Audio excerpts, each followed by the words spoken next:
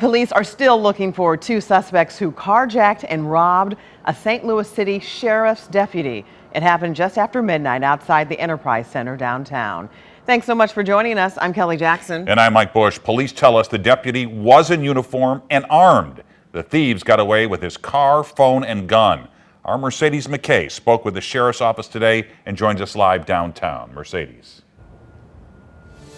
Mike and Kelly, it happened here around Clark Street right behind me, and it was after the deputy was working his secondary job at the Blues game last night. Now, he was having car issues, so he was waiting for a tow truck when the two suspects approached his vehicle. The reason the sheriff's office wanted to share this story today is because they said if it can happen to them, it can happen to you.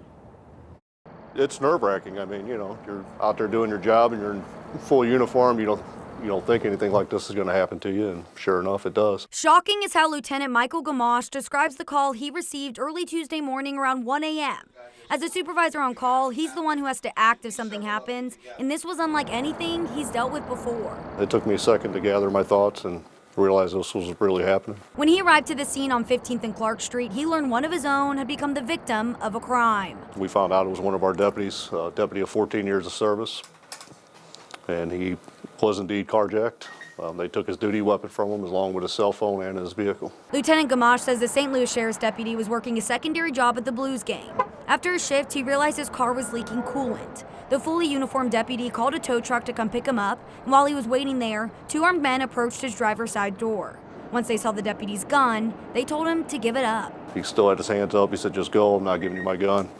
One male put a gun to his head and told him to give up your gun. The other male reached across and was able to undo it from his holster and took his gun. From there, the two suspects took off in his 2011 Chevy Cruze. Investigators were able to track the suspects on I-64 in Illinois using the phone and GPS, but ultimately weren't able to find them. He was pretty shocked. I mean, he couldn't believe it happened to him, especially in full uniform. A little bit of embarrassment, you know, that it did happen to him. Scared. That's why the sheriff's office is sending this message. Just safety in numbers. You know, unfortunately, our deputy was by himself. You know, if there was somebody else with him, we don't know if it would have happened or not. Another tip from the sheriff's office, if you are having car issues at night, make sure you park somewhere that is lit up. Now, that deputy did go to Illinois today to speak with police, but his car and the suspects still have not been found. Live in downtown St. Louis, Mercedes McKay, 5 on your side.